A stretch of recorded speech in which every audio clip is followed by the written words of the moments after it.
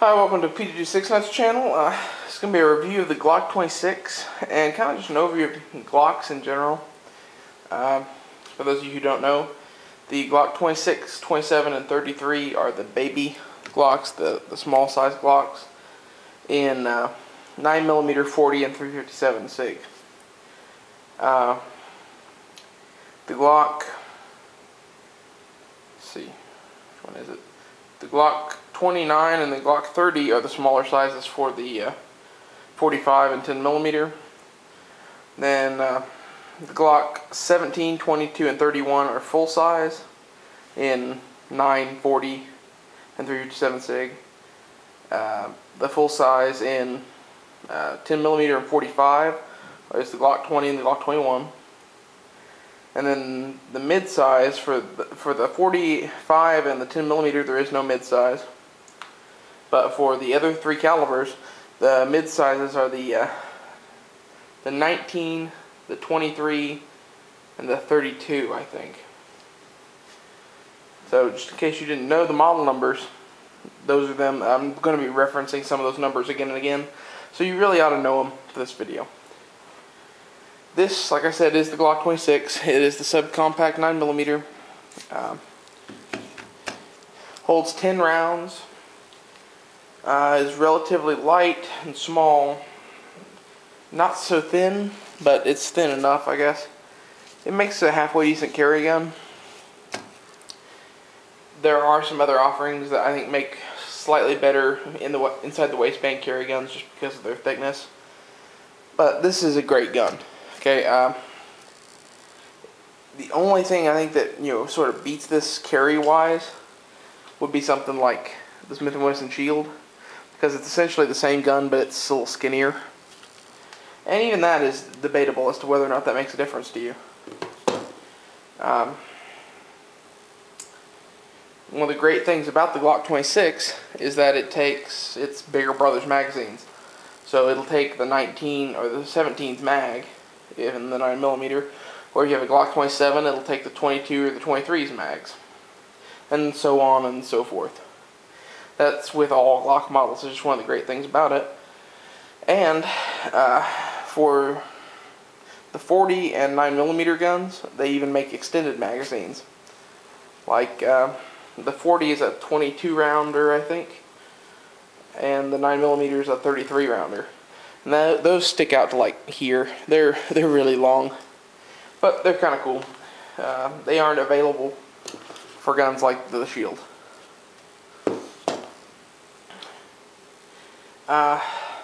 All Glocks, in my opinion, shoot great. The grip angle has never really been an issue for me. It really is for some people. And I will admit, shooting this side by side with SIGs and 1911s, for some reason I shoot like 2 inches low with a Glock, and that's probably the grip angle doing that. At least I've rolled almost everything else out.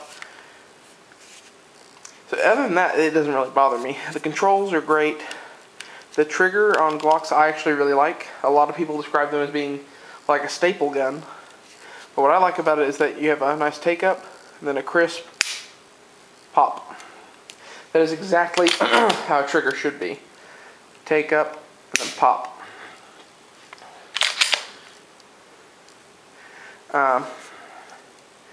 People who don't like that trigger are used to 1911 triggers, which actually I have an example of here, are somewhat like this Tokarev, where it's just straight back.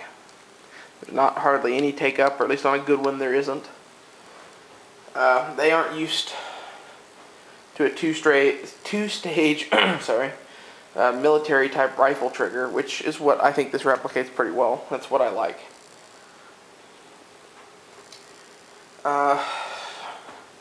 All Glocks kind of come with a standard set of accessories. I'll go over here.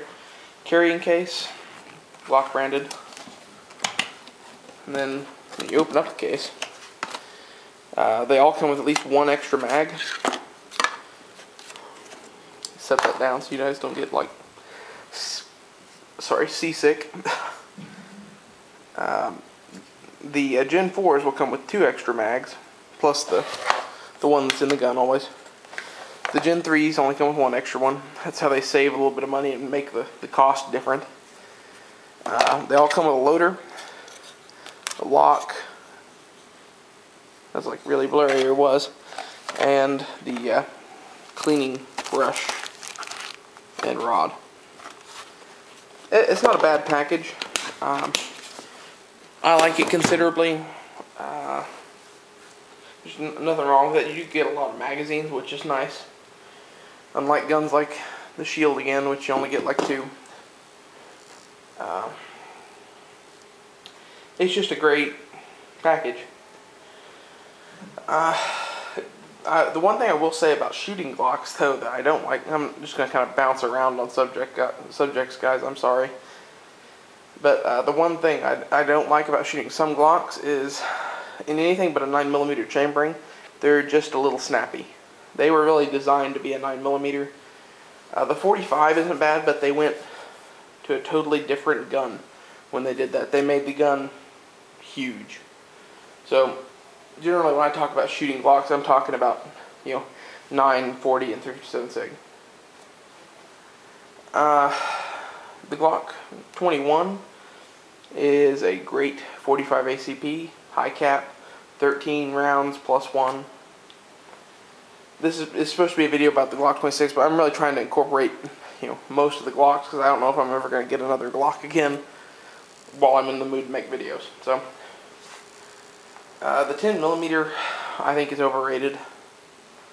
Everybody keeps talking about how, oh, the 10mm Glock, 15 rounds of 10mm. Well, the 10mm that they sell now is really, really watered down.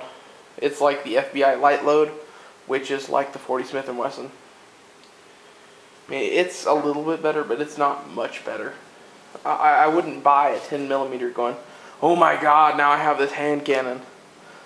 It's like the ballistics of a 41 Magnum. Well, the 10mm in its highest loading is like the weakest, most pathetic 41 Magnum ever loaded. That's about all they have in common. Okay? A 10mm that you could barely stand to shoot, that's getting close to a 41 Magnum. What else? Oh, let's talk about the different sizes of Glocks for a minute. There is the extra big 45s and 10mm. Then there's the full size of all the rest of the calibers. Then there's the compact size, which I would include the small 45s and 10mm in this category. Then there's the subcompacts, like this gun you see before you. The 45s and 10mm have always been popular with a certain crowd. The 45 or die guys that would carry a 1911 anyway, they don't mind the size. Okay, so if you're one of those guys, you might actually really like a Glock 21. The rest of the world seems to be split between the 3 sizes of the smaller ones, and you get some weirdos who really like the itty bitty 10mm. There aren't that many people that do that, though. The most popular size seems to be the Glock 19/23 size. That's the one that's just a little bit bigger than this, the compact. I don't know why exactly that is. I personally like the 17 or the 26. I'm not really much of a 19 fan. It is kind of a compromise between the two, and I can see that, but I don't know. It's just not my thing. My favorite size of Glock is probably the one you're looking at, the 26. Because you give up the rail, which I don't really like anyway, and you can add on whatever grip you want. If you want a Glock 17, you get the grip adapter and a Glock 17 mag, and you have essentially a Glock 17. Shoots just like one, feels just like one. A little different, but not bad. I actually like the grip on the 26 better. The bulge is higher up. It just fits your hand a little differently. I like it better. Glocks in general are really, really great handguns. They work all the time. I think I've only ever seen maybe one jam in a Glock that was using normal factory ammo. I've seen other jams and Glocks from some shitty reloads I had, but it was making Glocks, SIGs, and FNs all jam. So, you know, if you have 3 or 4 high quality pistols that none of them like that load, chances are it's a little light loaded or something. There's something wrong with it. But anyway, I would rank the Glock up there with HKs and SIGs and FNs, any of the high quality pistols, combat pistols that you could think of. Now, I'm going to get some flack for saying that from some people, because they'll be like, oh, but Glocks are piece of shit plastic pistols, blah, blah, blah. You can see through the frame. Yankee Marshall says that all the time about all polymer guns. You can see through the frame on the shield too. I don't know what to say to that. They work every time you pull the trigger, and they're made really, really well for what they are. It may not be like the solid brick of stainless steel that some other guns are, which takes a lot more work to, you know, finally craft a gun out of. But just because they're fucking, you know, molded plastic doesn't mean it's not a very nice, high quality gun, in my opinion. I just honestly don't know what to say to people when they pull out that whole Glocks are pieces of shit thing. This is the best gun you can buy for $500. Hands down. Okay? If you lower the price point, you might be looking at something like this. And honestly, you could make an argument about the Smith & Wessons. I really, really like these guns. The full size and the shields. But I'm going to still say the Glock is one of the best guns you can buy for $500. That's really about all I have to say about Glocks, besides the fact that after I say all that positive stuff about them, I don't like them. Why don't I like them? The main reason I don't like Glocks is because I usually have better handguns. And while, you know, this is a great hammer in the world of tools, if you have 40 other hammers that each do a specific job very, very well, maybe you don't need this all-purpose shop hammer. Even though it's a really great hammer, it does really, really great stuff, can do a lot of really great stuff really well for a very affordable price. If you have a hammer collection, you don't necessarily need the shop hammer. That's just my opinion. So I have like a love-hate thing for the Glock. I really love and respect what it is, but at the same time, it is what it is, and it is a tool. And, you know, if you have 16 other tools that do the same job but better, it's hard to justify keeping a Glock. But if you're a prospective first-time buyer, this is a great, great tool that will do a lot of stuff for you for not much money. In, you know, retrospect, $500 is a lot, you know, to someone who's just getting into guns. But to someone who's bought, you know, a gun that costs $5,000, $500 really isn't that much. Okay, it's all perspective. I'm gonna say that the Glock is probably a better tool than something like this Tokarev. Just in my opinion, I like both these guns.